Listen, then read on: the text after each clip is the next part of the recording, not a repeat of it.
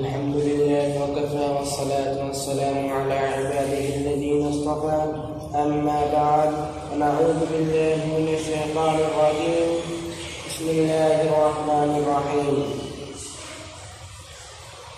وما نهاكم عنه فانتهوا واتقوا الله إن الله شديد العقاب وكما قال عليه الصلاة والسلام العلماء ورثة الأنبياء أو كما قال عليه الصلاة والسلام خاتم النبيين لا نبي بعدي ثم لتبسكت الإكرام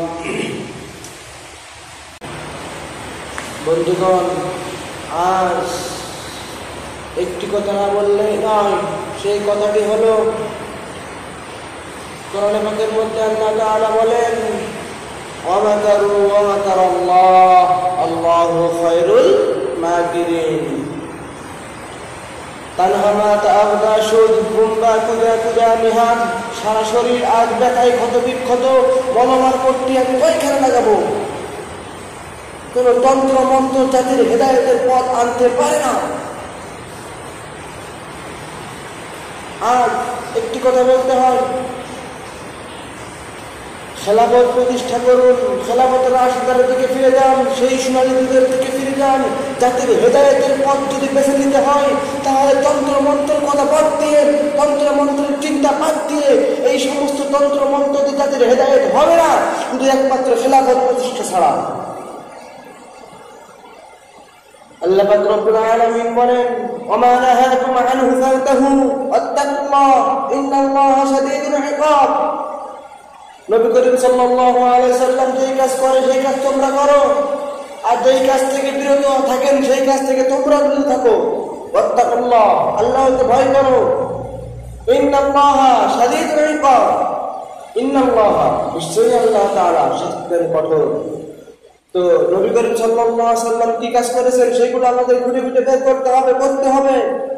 আর বলতে চাই, দুনিয়ার প্রতিটা প্রান্তে প্রান্তে আজ মুসলমানরা মার খায়। বিশ্বের প্রতিটা দিকে দিকে মুসলমানরা আজ নিষ্পেষিত, নিপীড়িত, নির্যাতিত। মুসলমান তোমাদেরকে ঘুমিয়ে গেলে হবে না। মুসলমান আজ যদি তোমরা মসজিদের মধ্যে ঝিমিয়ে পড়ো, আজ যদি তোমরা দেশের এই প্রান্তে ও প্রান্তে ইসলামের রক্ষার ক্ষেত্রে যদি জেগে ওঠে না ওঠো, আজ যদি তোমরা ইমানের বলিতে বলিয়ান হয়ে, ইমান শক্তিয়ান হয়ে কথা বলতে না পারো, তাহলে ভবিষ্যৎ মুসলমানদেরকে এভাবেই মার খেতে খেতে, এইভাবেই ধুকে ধুকে মরতে হবে। এতে কোনো সন্দেহ নাই। সংগ্রামী জনতা, আর হেফাজত ইসলামের পক্ষ থেকে আমি একজন হেফাজত ইসলামের সাধারণ কর্মী হিসেবে বলতে চাই,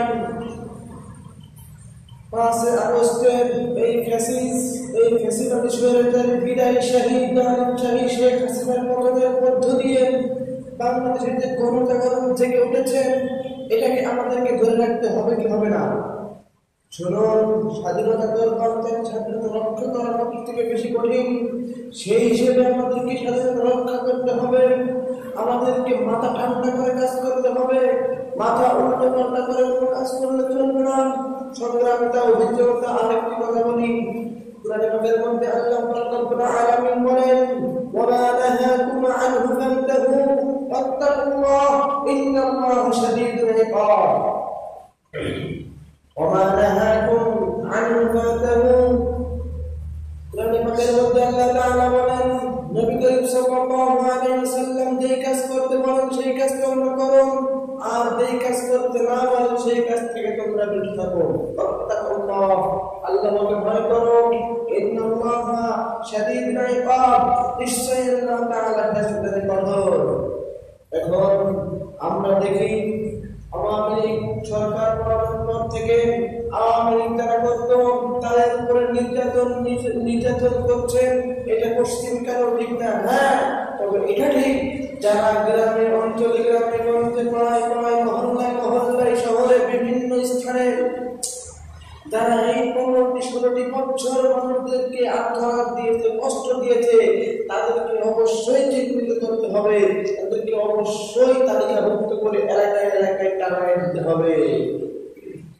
আর একটি কথা শুনুন, স্পষ্ট ভাষায় বলতে চাই, আমরা সর্বক্ষণ সর্বকালের মধ্য দিয়ে কাকে ফলো করবো? ধরুন নবী করিম সাল্লাল্লাহু আলাইহি ওয়াসাল্লামকে ফলো করবো। আমাদের ভীষণ আমাদের টার্গেট, আমাদের মডেল হলো নবী করিম সাল্লাল্লাহু আলাইহি ওয়াসাল্লাম। নবী করিম সাল্লাল্লাহু আলাইহি ওয়াসাল্লাম যখন মক্কা বিজয় করলেন, মদিনা থেকে মক্কায় ঢুকছিলেন, তখন অনেকেই মক্কা থেকে পালিয়ে যাচ্ছিলেন। নবী করিম সাল্লাল্লাহু আলাইহি ওয়াসাল্লাম সবাইকে মাফ করে দিয়ে তাদের সাথে একতাবদ্ধভাবে থেকেছিলেন। কথা বলুন ঠিক কিনা?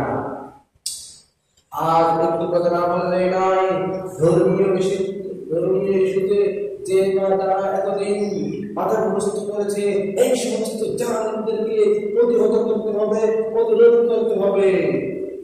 আর পিলখানা হত্যা থেকে, পিলখানা হত্যা 13 সালে হেফাজত ইসলামের উপর গণহত্যা, 21 সালে মোদী বিরোধী আন্দোলনের হত্যা, ভাস্কর্য বিরোধী আন্দোলনের হত্যা, সাইদ রাহিমাহুল্লাহ তাআলা মুক্তির দাবিতে যে সমস্ত তাওহীদ জনতা মাঠে নেমেছিল, তাদেরকে রক্তক্ষরণ করতে হয়েছে, সেই সমস্তের বিচার। এবং 2024 সালে এই যে জুলাই মাস থেকে এই যে 5 আগস্ট পর্যন্ত যত যে বা তারা যত শহীদ হয়েছে, যত খুন খারাপি হয়েছে, এদের সকলের হিসাব আমাদের পায় চাই। কথা বলুন। পয়েন্ট নাম্বার 2, আমাদের মিশন ছিল একটা উপদের সিংহাসনের প্রশ্ন, যে ওই কাদিয়ানীরা অবৈধ হস্তক্ষেপ করবে, এটাকে আমরা কখনো মেনে নিব না। কাদিয়ানীদেরকে আমরা অমুসলিম ঘোষণা করতেই হবে। আমরা অন্তর্বর্তীকালীন সরকার ডক্টর ইউনূসকে বলতে চান, আপনি অন্তর্বর্তীকালীন সরকার থাকার মধ্য দিয়ে কাদিয়ানীদেরকে রাষ্ট্রীয় মুসলিম ঘোষণা করে দিবেন। এটা আমাদের সর্বপ্রতি মুসলমানদের দাবি, মনের দাবি। এটা যদি আপনি করতে না পারেন, তাহলে আমাদেরকে জানিয়ে